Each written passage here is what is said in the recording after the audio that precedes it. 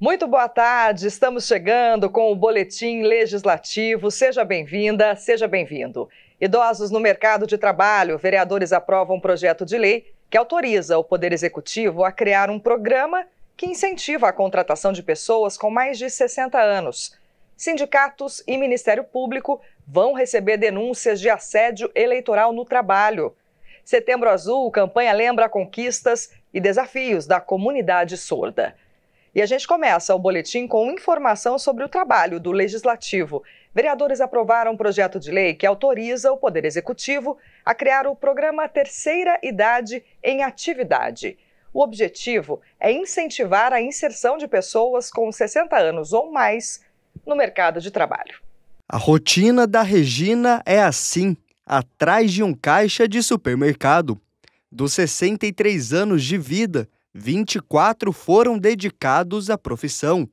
Hoje, ela é aposentada, mas ainda continua firme no trabalho de operadora em uma rede atacadista. A gente tem muito ainda a contribuir para poder estar no mercado de trabalho, poder se sentir útil, poder se sentir realizado. A gente poder contribuir com o orçamento da família, ajudar em casa. A Simone é a chefe da Regina. A coordenadora de recursos humanos conta que a empresa desenvolve, desde 2022, um programa para empregar colaboradores com mais de 50 anos. Os resultados têm sido positivos. Além da diversidade no quadro de funcionários, as contratações ajudaram a aumentar o comprometimento e a maturidade da equipe. Com a inclusão, dos profissionais 50+, traz uma riqueza de vivência, de vida pessoal, de vivência profissional, de comprometimento, maturidade, responsabilidade, fortalecendo ainda mais a nossa cultura organizacional e o sucesso dos negócios. Mas nem todos têm a sorte da Regina. De acordo com dados do Observatório dos Direitos Humanos, mais de 4 milhões de idosos trabalham na informalidade, um desafio provocado pelo envelhecimento da população. Para buscar uma solução ao problema, a Câmara de São José aprovou um projeto de lei que cria o programa Terceira Idade em Atividade. O objetivo é promover a inclusão das pessoas a partir dos 60 anos no mercado de trabalho formal.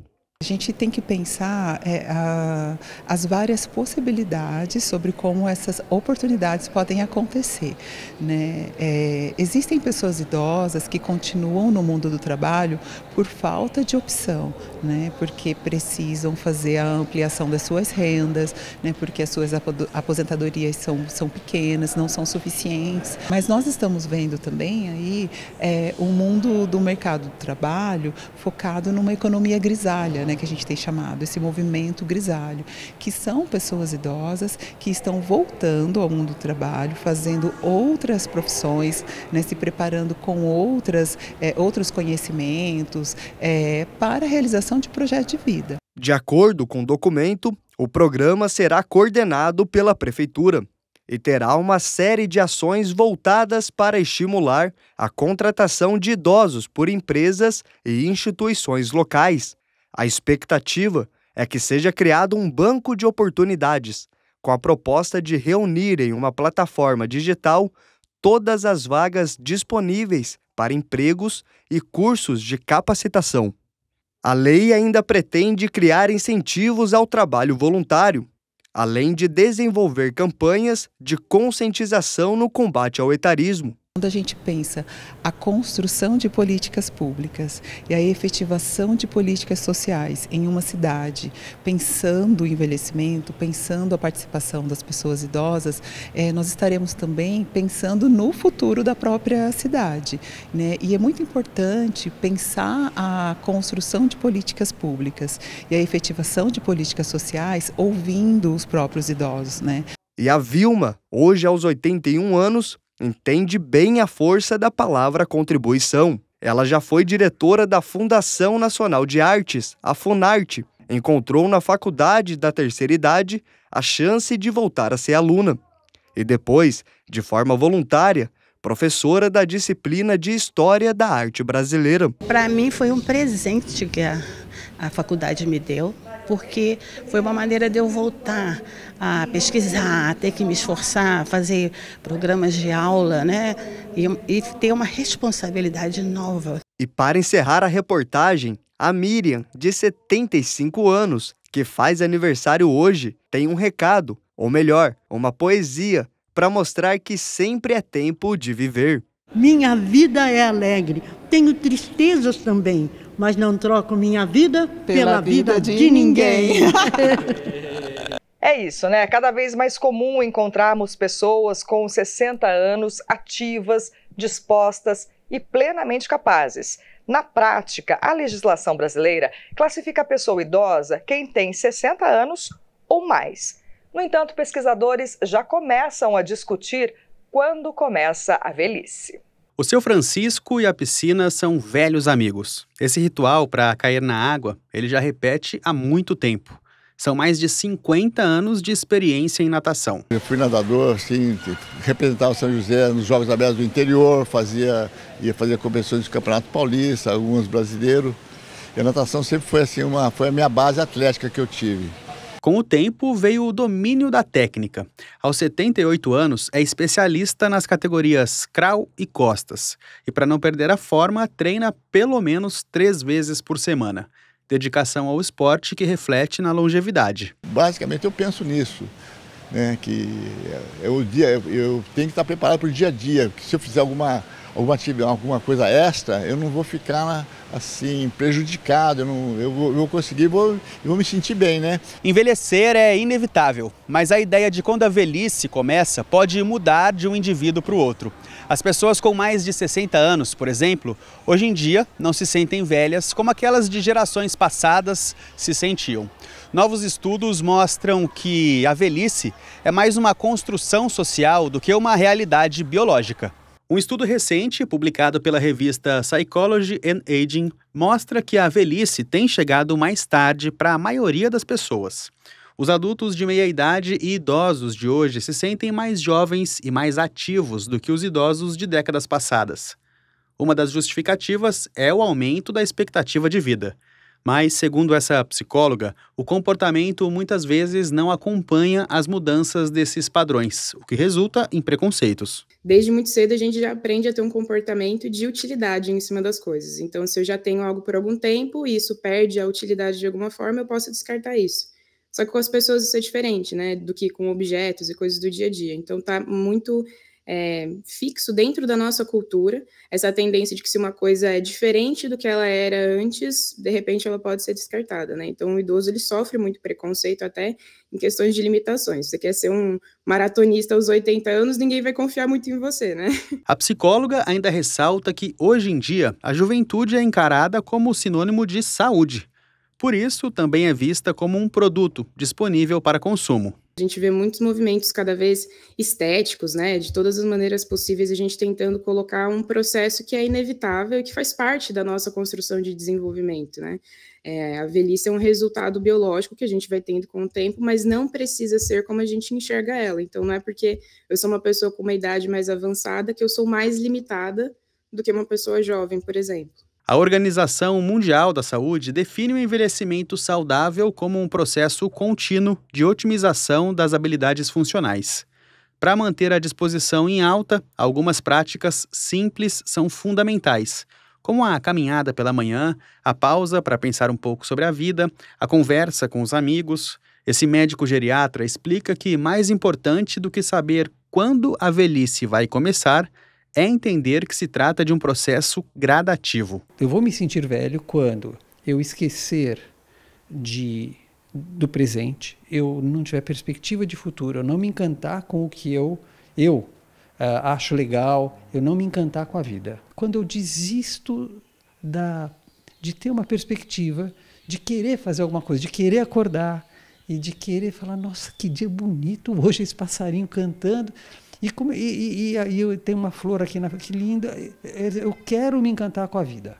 Por isso, o médico explica que, assim como fazemos planos na juventude, devemos continuar pensando no futuro quando atingimos a velhice. A gente se planeja para tentar A gente faz a medicina preventiva para tentar chegar com o mínimo possível de morbidade até o último dia de vida. É isso. E o seu Francisco é um exemplo desse novo conceito de velhice. Além de manter o empenho na natação, assim como os jovens, ainda tem sonhos que pretende realizar nos próximos anos. Eu tenho um sonho, assim, sabe? Eu vejo, porque eu velejei, sabe? Então eu entendo bem de vela, como pegar o vento, como pegar. Então, eu estava com vontade de aprender kitesurf. Vamos ver, é um sonho que eu tenho. E nessa segunda-feira, o PAT de São José está com vagas abertas para diversas áreas. As oportunidades a gente te apresenta na agenda de serviço.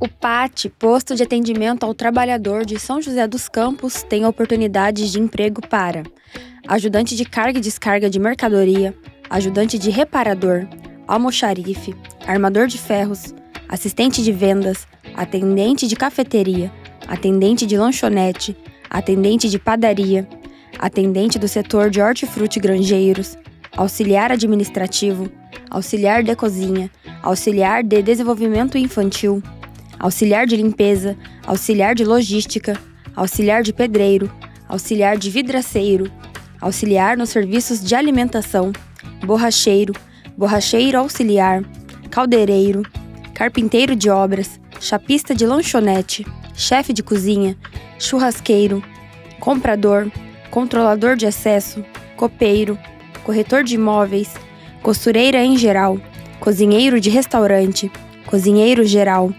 cozinheiro industrial, cumim, eletricista de manutenção industrial, empregado doméstico diarista, empregado doméstico nos serviços gerais, gerente de varejo, instalador fotovoltaico, instalador reparador de linhas telefônicas e telegráficas, maceiro, mecânico de automóveis, mecânico de manutenção de motor a diesel, mecânico de manutenção de compressores de ar, mecânico de motor a diesel, motorista carreteiro, oficial de manutenção predial, operador de teleatendimento ativo, operador de telemarketing receptivo, pedreiro, pedreiro de alvenaria, recepcionista atendente, recepcionista de hotel, recepcionista em geral, repositor de mercadorias, salgadeiro, serralheiro, serralheiro de alumínio, servente de obras, soldador, técnico de operação eletrotécnica, técnico de rede, torneiro ferramenteiro, torneiro mecânico,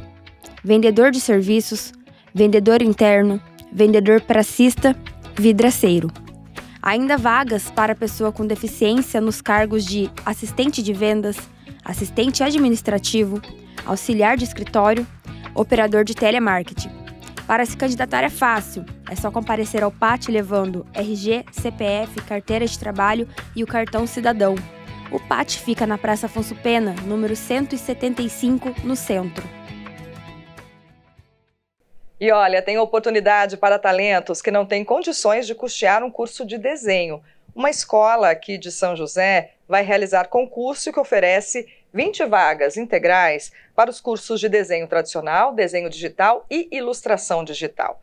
Para participar, é preciso ser morador de São José ou da região e ter no mínimo 13 anos de idade, além de disponibilidade para aulas presenciais. Os interessados podem se inscrever através do link cursos.quinoeneartes.com.br/concurso de bolsas 2024.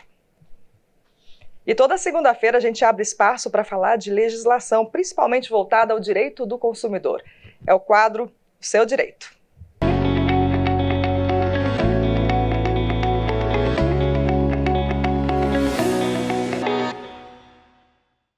Olá, começa agora mais um episódio do quadro Seu Direito. Esse é um espaço para que você conheça a legislação.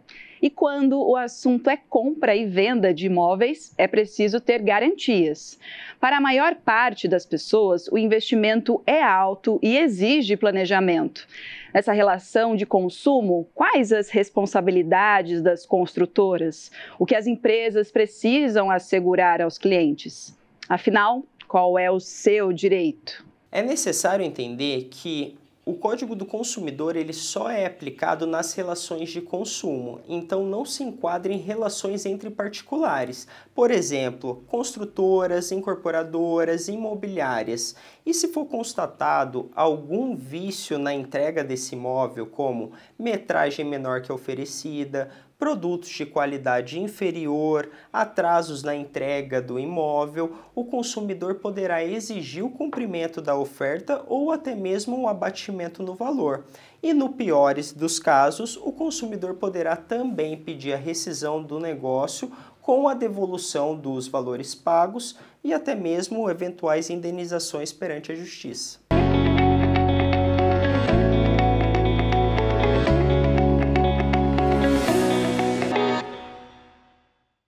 A gente segue falando de legislação. Com o objetivo de combater o assédio eleitoral no trabalho, sindicatos e Ministério Público realizam parceria para receber denúncias.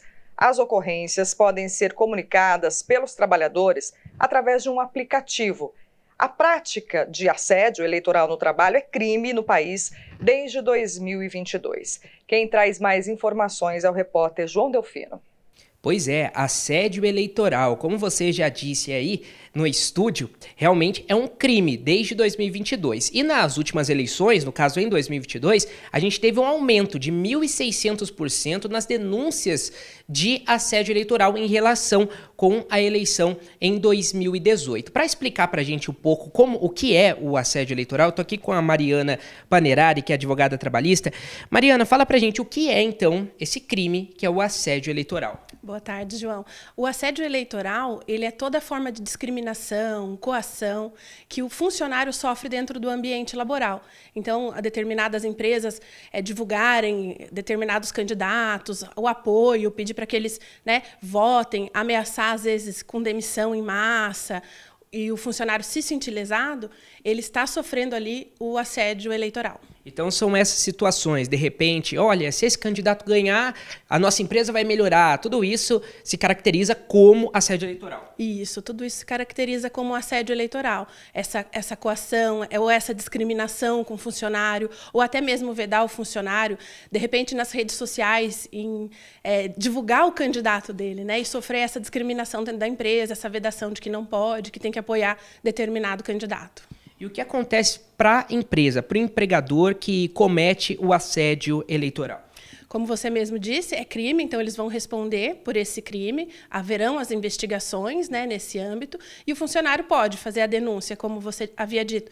No aplicativo, a Justiça Eleitoral disponibiliza o Pardal, que é um aplicativo para fazer as denúncias. Você pode denunciar o funcionário que se sentir lesado no Ministério do Trabalho e do Emprego, pode fazer a denúncia no sindicato de classe, e lembrando que cabe ao funcionário, o ônus da prova é de quem está alegando. Então, reunir essas provas, que podem ser mensagens de WhatsApp, vídeo, até mesmo por meio de testemunhas que comprovem ali as alegações do funcionário. Então, só reforçando, a gente tem um aplicativo para denunciar os casos de assédio eleitoral. Tem um aplicativo que é disponibilizado pela própria Justiça Eleitoral, que é o Pardal, e não só, como também cabe aí a denúncia no sindicato, no Ministério Público, que vão investigar. Perfeito. Obrigado, Mariana, pelas informações importantes. Então, casos de assédio eleitoral, a gente tem como denunciar e é muito importante denunciar. De volta ao estúdio. Lembrando que as denúncias podem ser feitas pelo site centraissindicais.org.br/AE. E a gente fala agora de inclusão, empatia e respeito. Desde 2011, as lutas e as conquistas da comunidade surda são lembradas durante a campanha Setembro Azul. O movimento busca manter viva e espalhar a cultura da língua de sinais, além de fazer valer os direitos da pessoa com deficiência. O Luiz e a Maria são casados há mais de 20 anos. Eles são surdos e juntos já enfrentaram muitos desafios. Uma das barreiras que encontram é a falta de acessibilidade. Quando a gente vai resolver diversas coisas na sociedade, a gente, por si próprio, a gente vai tentando formas de adaptações, a gente vai tentando aquelas comunicações, sinalizações básicas, até mesmo através de mímica, porque as pessoas não sabem muito bem Libras, e a gente vai tentando se virar como dá. Agora, em questões de lugares mais complexos, como por exemplo assim, médico, banco, aí isso eu preciso de um intérprete de Libras estar junto. Obstáculos também no trabalho. O Luiz conta que, na vida profissional, a dificuldade de comunicação com outras pessoas sempre foi comum. Então, eu sempre tive dificuldade com comunicação, principalmente com os meus gestores, os meus líderes, mas a gente sempre tentava uma estratégia, uma forma de se comunicar, sempre na prática, mostrando de uma forma visual como que funcionaria o trabalho, o que eu tinha que fazer, como era a produção do trabalho, qual que era o nome, qual que era a carne em relação ao que eu tinha que fazer. Então, sempre foi trabalhando com uma estratégia comunicacional. Para muitas situações, eles contam com a cooperação do filho, o Luiz Fernando. O Luiz é intérprete de Libras aqui da TV Câmara e também trabalha duro para a inclusão dos surdos na sociedade. Inclusive, já ensina o filho, o pequeno Lorenzo, de 1 ano, a se comunicar com os avós. Pintinho, como que faz o pintinho? Piu, piu. E vovó? E vovô, como que é? Por muito tempo, a sociedade entendeu os surdos como incapazes de se comunicar, sendo necessário acompanhamento para se adequar à língua falada e escrita. Inclusão é uma medida para alterar essa perspectiva.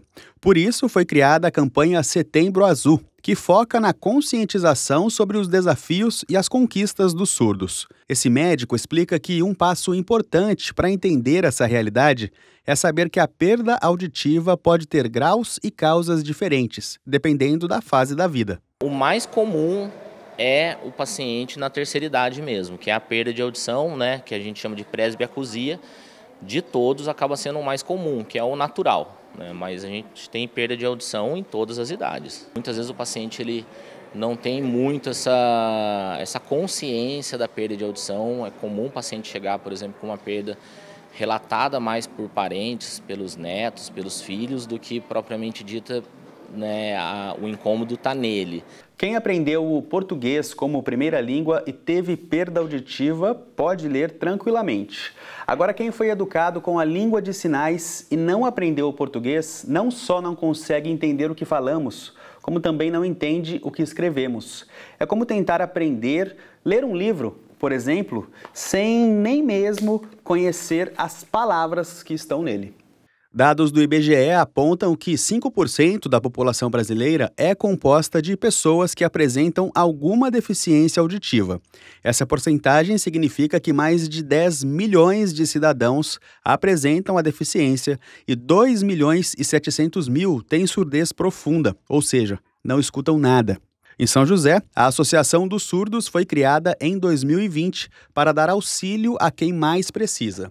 O trabalho abrange as áreas educacional, cultural, social e esportiva. Então aqui a gente tem muitos esportes federais, estaduais, tem muitos cursos de Libras aqui também. A gente ensina as crianças, a gente ensina a cozinhar também, a gente ensina... A gente dá palestras aqui, os surdos vêm também, várias coisas, muitas coisas a gente tem, né? Para incentivar a comunidade surda e para as pessoas conhecerem esse lugar, né? Conhecerem sobre as leis das pessoas com deficiência, que as pessoas com deficiência podem ser independentes, são capazes. Mas, segundo a presidente da associação, o desafio ainda é grande. Em muitos casos, a falta de conscientização e o preconceito são barreiras para a inclusão. Por isso, é preciso que toda a sociedade apoie a causa. Precisa ler um pouquinho sobre a história, entender qual que é o objetivo de ter uma língua para os surdos, né? E aí você consegue aceitar muito melhor, de uma maneira melhor, né? E ajudar também, incentivar, né, os surdos, ensinar também, né, professores nos cursos, no trabalho, em vários lugares. Então, esse que é o importante, né? Surdos e ouvintes estarem em comunhão. É isso, respeitar as diferenças é o caminho, né, para a construção de uma sociedade melhor para todo mundo. A gente fala agora de saúde. O Brasil já registra mais de 900 casos de mpox. Em São José, a Secretaria de Saúde informou que não há nenhum paciente internado com a doença. Causada por um vírus, ela é transmitida através do contato com pessoas infectadas. A gente vai entender melhor agora o que é a mpox e quais as formas de prevenção com o repórter Marvin Pinho, que está com uma especialista. Boa tarde, Marvin. Francine, boa tarde para você, boa tarde a todos que acompanham o Boletim Legislativo. O pessoal se lembra, né? A gente tem uma memória recente aí em relação à pandemia da Covid-19, daquele cenário de cuidados com a doença, sintomas, e já acaba que na cabeça vai fazendo um comparativo ali quando se trata de uma doença recente, né, que as pessoas começam a ouvir informações a respeito, justamente para tirar essas dúvidas. Eu converso agora com a Ana Zagato, que é infectologista. Ana, falando da Mpox um pouco agora, né? Como que a gente consegue explicar o que é essa doença? Bom dia. Para falar um pouco sobre a Mpox, que agora está emergente aqui no mundo e no Brasil, a Mpox ela é bem diferente do Covid, tá? Apesar de ser uma virose, é uma virose transmitida pelos primatas e roedores, que transmite para o homem, e o homem passa de um para o outro, tá? São lesões que aparecem no corpo. Como é que funciona esses sintomas exatamente? As pessoas começam com quadro de febre, dor de cabeça, dor no corpo, ínguas no pescoço, e depois começam com pequenos pontinhos na pele, tá? O que diferencia bastante do Covid. O Covid era um quadro mais inalatório, né? As pessoas pegavam de uma pessoa facilmente por via inalatória. Agora não. Agora você precisa de um contato próximo com a pessoa. São quadros normalmente leves, autolimitados. Mas qual que é o grande problema? Sempre tem um porém, né? A Mpox, ela pode causar infecções secundárias de pele, pode formar feridas, principalmente na genitália, feridas extensas, pode pegar a mucosa ocular, formar um quadro de retinite, até cegueira, pode ser causado uma pneumonia, então quadros graves, levando até quadro de óbito. E, doutora, a gente já tem medicamentos, tratamentos quando se trata dessa doença? Olha, no momento temos simplesmente sintomáticos, tá? Você pode tomar um analgésico, você não tem que ter grandes preocupações como na época do Covid, que não podia tomar certas medicações. Agora, sim, você pode tomar dipirona, paracetamol, e a gente está, o Ministério da Saúde está buscando a vacinação, tá? Então, assim, quais são os grupos que serão prioritários para a vacinação? Essa é a grande pergunta, né? Porque a gente não tem uma vacinação em massa. Então, a vacinação ainda é restrita. O Ministério da Saúde está comprando essas vacinações que serão dadas para as pessoas que têm HIV, tá? Para os técnicos de laboratório que têm contato mais próximo com o vírus, e para pessoas que tiveram contato próximo com o Mpox. Se você teve um contato com uma pessoa com Mpox confirmado, então você vai ter direito a ser vacinado mais precocemente. Perfeito. Ana, muito obrigado pelas suas informações. Então é isso, Francine. A gente vê que o pessoal precisa ficar atento, tem essas questões, né, que a doutora ressaltou a respeito dos cuidados, dos sintomas, do tratamento dos medicamentos, ainda tem aquela questão de tratar os sintomas, né, como eu disse, enfim, muita atenção nesse momento quando se trata da Mpox. Volto com você. Maravilha, muito obrigada, Marvin, pelas informações. E o calor segue intenso na cidade nos próximos dias. A gente confere agora como ficam as temperaturas na tarde de hoje e também amanhã, a previsão do tempo. A semana começa com um clima mais quente. Nessa segunda, o sol aparece durante todo o dia sem nuvens no céu. A máxima esperada é de 32 e a mínima de 17. Já para amanhã, terça-feira, o tempo segue aberto e sem chances de chuva. A máxima pode chegar a 32 e a mínima será de 15. O Boletim Legislativo de hoje fica por aqui. Muito obrigada pela companhia. Toda a nossa programação fica disponível no canal do YouTube TV Câmara SJC. Fique agora com a Hora do Esporte com Vieira Júnior e Bruno Castilho. Até amanhã.